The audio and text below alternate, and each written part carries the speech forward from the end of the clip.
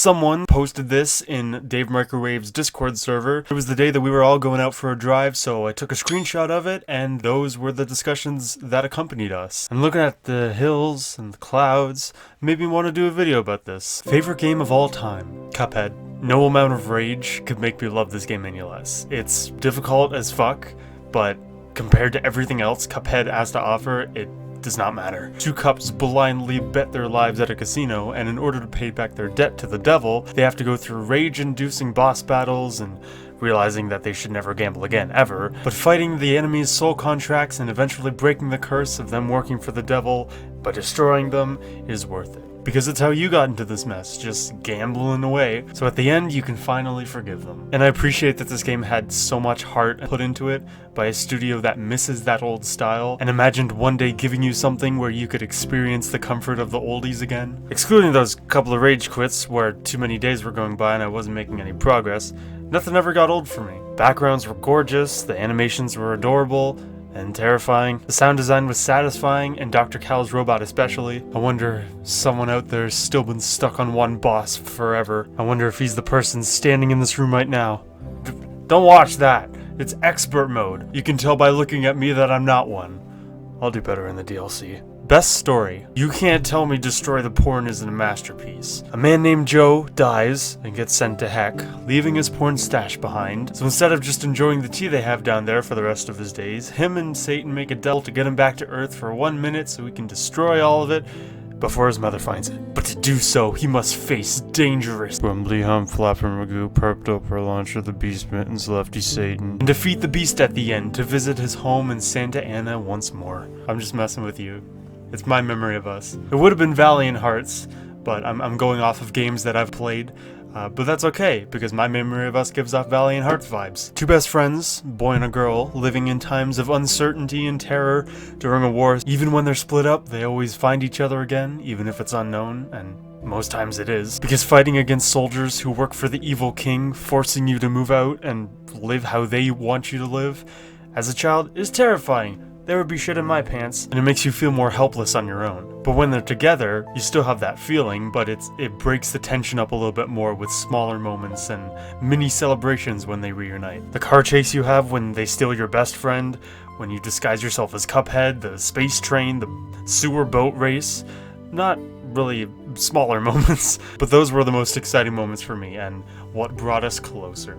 Art style, don't starve. No matter what you're working on in Don't Starve, creepy and cozy. Cozy, because two sleepy boys starting a fire when they're lost in the woods, and creepy because of the randomly generated unknown living in the darkness that surrounds you, and I always seem to lose my sanity the quickest, so I get a mix of both. This game will make you stay up with your friend until the sun rises at 6 AM, because the art style envelops you so much. Not even when you're busy, when you're just wandering around. And for me, if something in my inventory is new and just tantalizingly sitting there, instead of more important things like, for the millionth time, learning how to make butter, you know, to make ice cream and survive, I will desperately trail off the island just to get the parts for those. I feel like John can make me one of his tutorial videos just on how to make butter, because then he'll never have to tell me again. I'm surprised he hasn't rage quit with me yet.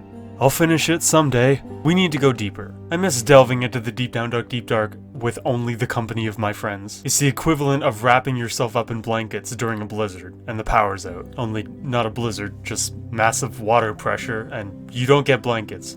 You only get to drown. But we do lose power sometimes. Another game everybody rages in except me, and this is why I'm never allowed to drive. I'm perma-banned. But we got to discover new worlds and jump scares that were waiting for us down below, and fighting new boss battles, and then the mystery of what's after. Most of my videos are just my friends yelling at me, except John, he would never. Because of how insane it gets. My single redemption arc was saving everybody with my master ass reloading. So we're all good, right? I did no harm in the long run. Nobody's mad at me. We haven't gotten past the mechanical abyss with the low gravity ruse. I want to get to the end, but very few are brave enough to take me with them.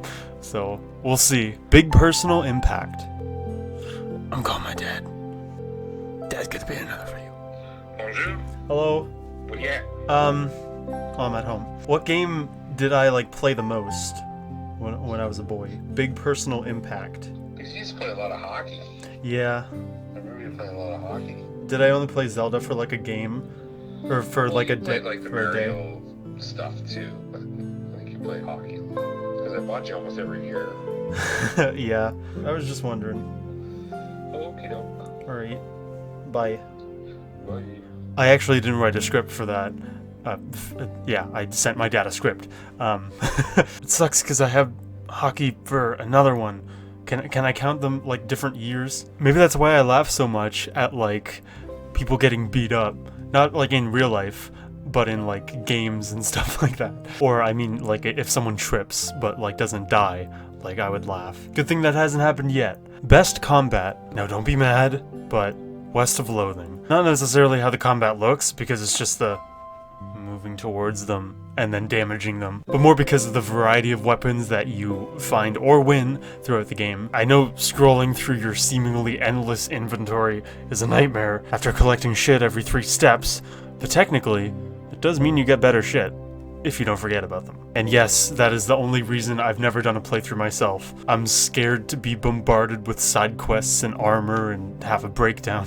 But we'll see. Look at these stats. You get a hard loaf from a random encounter with a big tough bandit, plus 5 mysticality. A tuna fork when you run into the goblin tuna chef, plus 6 mysticality. A ghost pickle hidden in the abandoned pickle factory. Deals spooky damage. Okay, moving on. You like but everyone hates. I get why Watson's Scott test is a mixed bag. For me, the sound design made the atmosphere what it was for just a Q&A in the dark, and it played well-chosen sounds very rarely, and with the typewriter clicks revealing questions that you're scared to think about, like how well you know your neighbors, take a moment to find the nearest exit in case you need to run. I was reading through some negative reviews, and they're upset for a good reason. They said there was no warning given at the beginning for people who suffer with paranoia-related fears or experience with stalkers shouldn't play this game, and there wasn't, and even if you read the game description, playing the game can still do some damage, so they should have made a warning just in case. I didn't even make a warning on my video, I don't think, so if you watched my video or played it for yourself, I'm sorry if you suffered. You hate but everyone likes, so don't get mad, part 2, but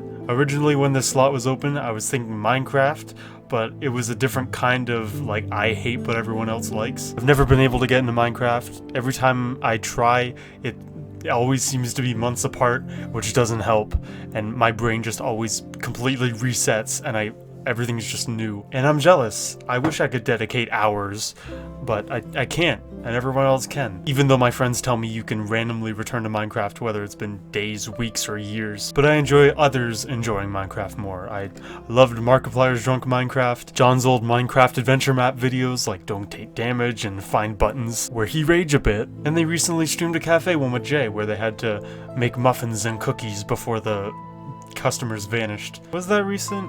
I'm scared to see how long ago that was. So no, I'm not a true gamer, but since no one got mad, I can reveal real answer. Super Smash Bros. I never learn the controls, and I just end up staring blankly at the screen, just mentally checked out. I apologize to Ethan and the group chat. This apology's not gonna save me. This is what I'm gonna be remembered for, and they're never gonna let it go, and I'm never gonna be invited to Ethan's group chat parties anymore. Or I'm forgiven because I'm cute, but just on very thin ice with everybody. Underrated. Overwhelm is living proof that one can make a side-scroller scary. Monsters falling from the sky, floors crumbling beneath you, jump scares hiding in the grass that you can never react to. With me, it was just a big death compilation. You're too scared to get near anything because one hit and you die of a heart attack. I gotta get to the end of it though. It's brought out some of my best screams I've ever had, and besides all of its bullshit, it's enjoyable for how unnecessarily unfair it is. It's very underrated. I think that everyone's scared to play it. Like, installs it, instantly shit in their pants. Overrated. Hi Ryan, from my uni room. My overrated game is Overwatch. I hate Overwatch with a passion. It gets balanced for the 1% of players instead of the 99% of casual players. It doesn't do what CS does, which is do all its changes, and it knows it wants to do it for the esport, but knows that it helps the casual players as well. There's too many VFX. If you're a new player to Overwatch, you don't know what's going on because there's so many things going on. It's a bit like League of Legends. It tries to do the class system of TF2, but does it horrendously. It doesn't update well. That's my game that I hate the most. Why do I like this? Who knew Ryan would finally get good at a management game? You bet on your land, you hire your dowser men, you set up your oil rig shop, drill down, suck out the oil, sell it to left and right until the end of the year. And if you make it without going bankrupt, the mayor starts sucking at being the mayor, so he sucks, or so he sells his auction, let's start over. He auctions off his stock so someone else can be the new mayor. You get good deals at Daphne's for oil spills and interest rates. Edward the inventor is always working on moles and scanners. You go to Banjo-Kazooie, Gears and Bolt for all your upgrades and like width and depth. Why do I like this? Game you always come back to. Monopoly. Doesn't matter if no one will accept my unreasonable deal and then never trade properties with me again, or if I never get to own a railroad, which are kings by the way, or if everyone gets away with landing on my ship because I'm in jail. I'm the most chill during this game. Maybe not everybody else, but it's my comfort game. That atmosphere. Presentable liberty. I'm editing in a time code, not to skip ending spoilers, because there won't be any. I want to share as little as I can about this game, because even years later, this game is still powerful and emotional, and the best way to experience it is in a room by yourself. The less you know towards the end, the better, and even if I tell you how it begins or what you do, it won't matter, because eventually the game's sound design, setting, and even writing, all adding to the atmosphere, will drag you down a path and make you feel things. But if you want to know nothing, pause the video, play the 2 hours of Presentable Liberty, and then come back.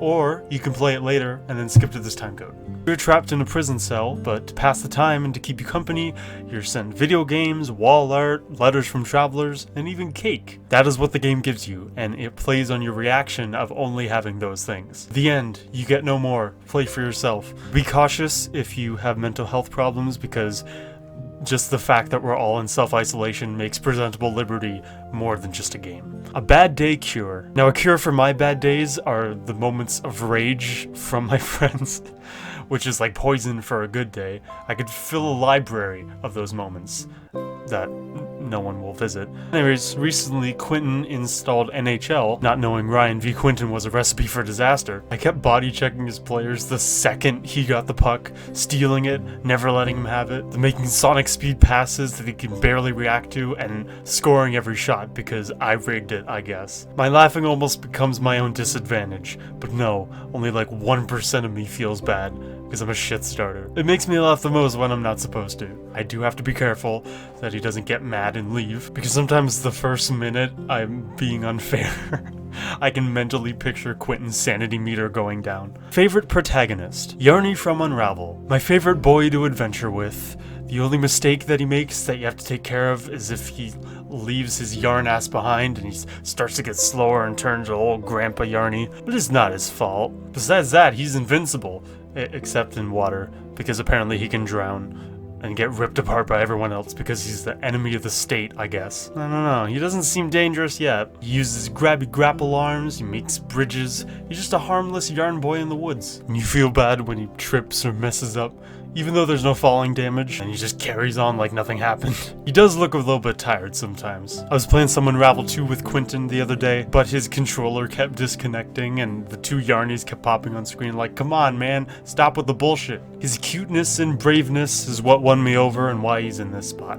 After work, relaxation. I usually have some Game Grumps going on in the background while I chill out to Rocket League. Drop Shot V1 bot on All-Star difficulty and 0 deaths. Not a very eventful way to end the night, but it makes me sleepy. Biggest letdown. Because I don't game very much, I only get excited about select few games, so I only get to listen to my friends' stories about how an update of Animal Crossing personally devastated them. But I'm usually chill. If I don't enjoy it, I'll uninstall it, get it out of my life. Never again. Can I get away with placing Destroy the Porn here? How it should have been longer and more sequels? I'll write a script for it if they let me. I'll sign those contracts. Or were we supposed to let it go and I was the only one who didn't? Other than that, I have nothing. Back in the day game. I don't know if you all remember, you might be 2000 and late for this, but this masterpiece known as Halo Combat Evolved, released in the year 2001, you know, when you were a baby, and that was the age of 3 and way more technologically advanced than you could imagine.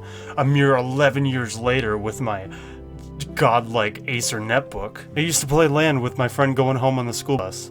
It fucking sucked. Kept getting run over by a warthog. Not the best, but having fun. Coloring pixels. Your eyes just get lost in the sea of numbers, but it is like piano, so it balances it out. I was almost gonna make a coloring pixels rage video with John, make it a competition. I might lose since I'm versing Mr. Speedrun over here, and also it's been years since I've had the ability to scroll, so we'll see. Criminally overlooked. I'll count as underrated, so I will add game that still scares you to this day. Power Drill Massacre. After a car crash, you wander into this random ass building, uninvited, trapping yourself until you get out. And dimly lit, narrow hallways and crawl spaces and dead ends aren't the most welcoming. And it doesn't help that the controls and camera are always battling it out because they like to be difficult. And the enemy. My heart explodes the second I'm being chased by the lunatic with the loudest power drill ever, by the way.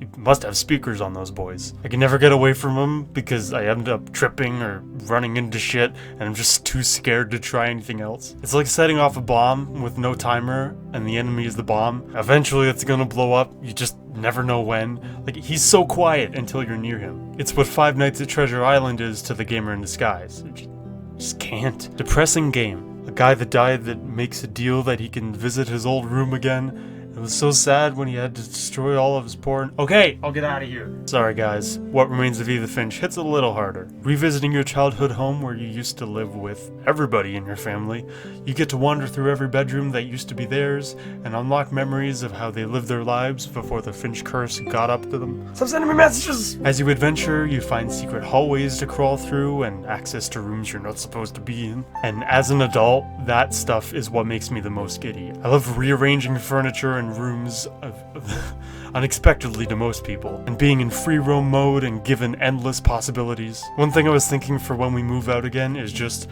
random compartments for like extra blankets, like in the floor or in a wall, just to confuse and impress everyone. So you get to live out as every Finch in their memories through notes or pictures or just their room, and just crafting a timeline of everyone and remembering them in their final moments. It hits hard because everyone has an engaging story and it seems like they were enjoying their life before, but then either suddenly stopped or they started feeling miserable or disappeared. The twist at the end made me cry, and I know, I never cry, but if you're wondering how that could be, play the game for yourself. It's a masterpiece. Active franchise. Zelda games have been in my life a long time, even if I can't remember it because I was 3. I played the masterpiece that was Ocarina of Time with my dad on our N64. I knew my shit when I was 3. I know which game to grab off the shelf. I used to play Link's crossbow training on the Wii, which I never got good at. I didn't like holding the Wiimote. Nightmares like CDI, cursing the cursor with twice the curse. I should play those games again. Buy an N64, see what memories are waiting to be found, because an emulator just feels like cheating. Indie pick, Umfend. It's literally an anime love story with time travel and jump scares. You're a scientist with an unsettling presence in this house, but it doesn't matter because he has to continue his little side project of building a time machine. Because you have to remember something.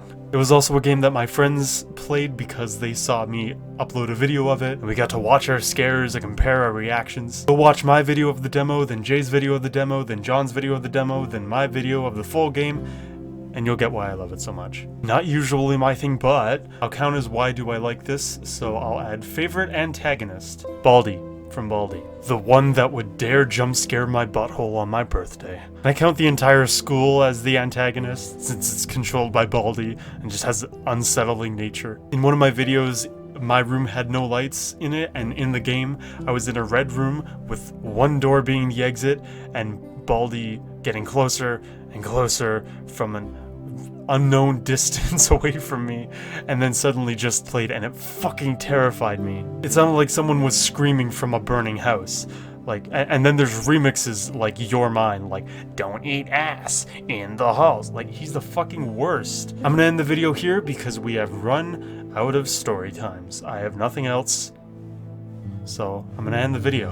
Unless you guys want to stay longer in silence while I just edit this. My hair is a disaster. The furnace has stopped working.